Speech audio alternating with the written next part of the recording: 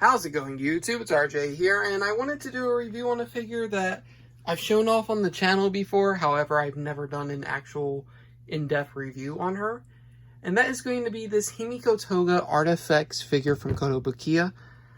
Now, the reason why I'm doing the review on this now, I've been wanting to actually do the review on this, but now I have the full piece because where I bought her off of, I bought her off of BigBadToyStore. She did not come with the additional faceplate that she had. The one that I'm using right now, the one that we're rocking right now, is the additional faceplate that I ended up buying secondhand for like $30. And that's because I didn't want to buy the figure all over again. This right here, and I can show it now, this is the normal faceplate that you will end up getting with it. This is what she normally rocks. And then the other one's a little more of an aesthetic look. So this comes with altogether if you get the actual figure. And I believe this is a Crunchyroll exclusive, if I'm not mistaken, to get the additional faceplate. Altogether, she comes with the additional faceplate and then one accessory piece. So let me show that to you guys real quick. The knife itself can be removed. That's it. It's not a really well detailed item, and it's very hard to see. But I mean, it does its job. It does what it's supposed to. That's not the main draw of the figure. The main draw of the figure, it's the character herself. Now with the faceplate, it gets removed just like how all the other ones do. But let me show this faceplate up close for you guys so you guys can see. That's her alternate faceplate. And I'm gonna be honest, I do think that the common one, the normal one, is the better look for her, if I'm going to be completely honest. However, this isn't bad, and I'm not going to say I regret spending the money here. The lighting should be a little bit better. I like it. I mean, it's cute. It's just not exactly what I would use. I mean, here we can zoom in a little bit closer. Not exactly what I'd use, but it's the alternate piece, and I felt bad that I didn't have the entire thing. So let's switch up her faceplate, and I can show you guys how we do that real quick. All you gotta do is take the part of her bangs, the front part of her bangs, and then that should come off pretty easily. That's not too bad. Yeah, it's not too bad. This is what her bangs look like. And of course, with most faceplates, you just slide that out.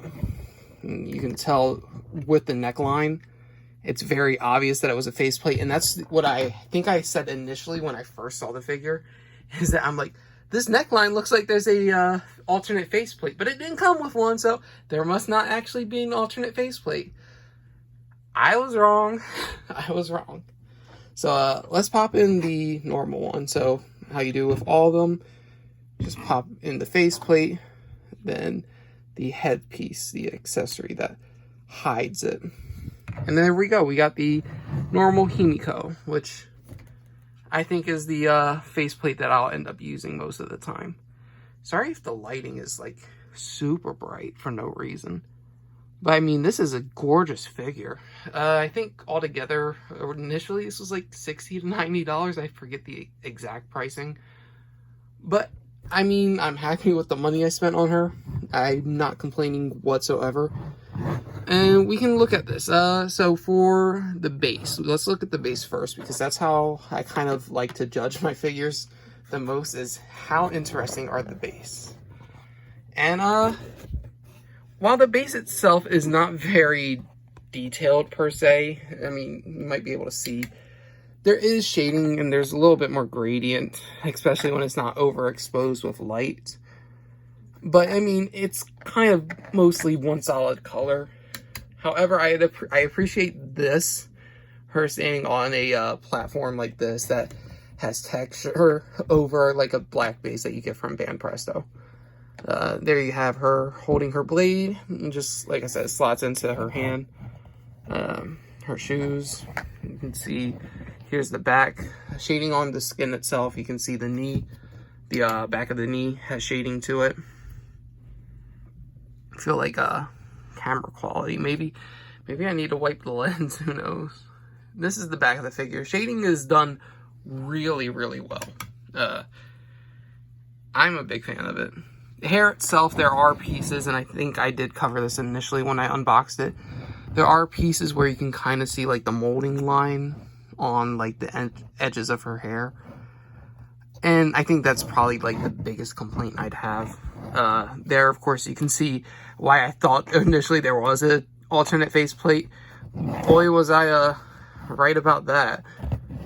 Spent $30 extra for that. But the face itself, let me just wipe the camera real quick, because maybe that might be an issue why everything seems a little fuzzy for me. I don't know.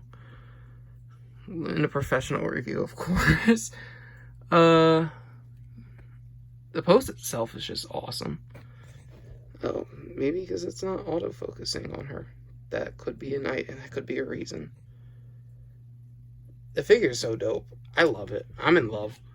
This is one of the only figures from My Hero that I just don't have on the My Hero display wall, that my bookshelf that I have.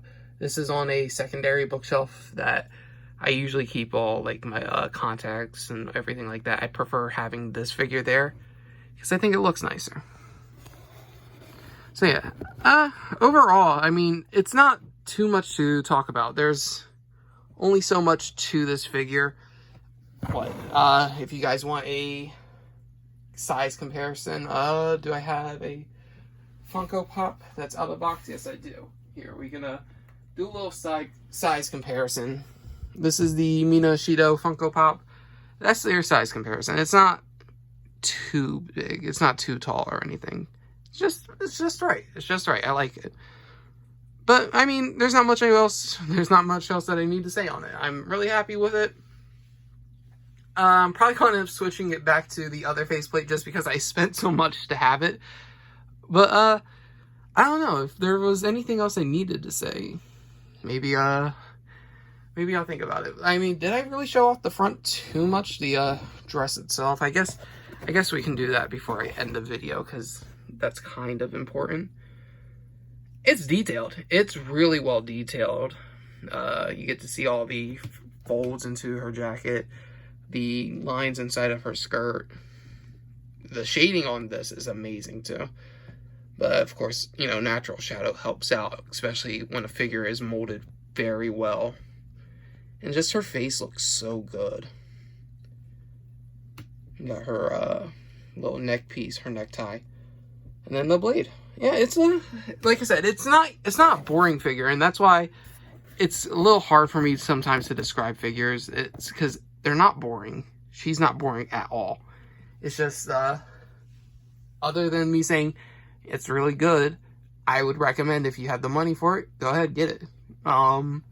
If you don't have the money for it, I think the Band Presto is also another nice solution, the $25 one.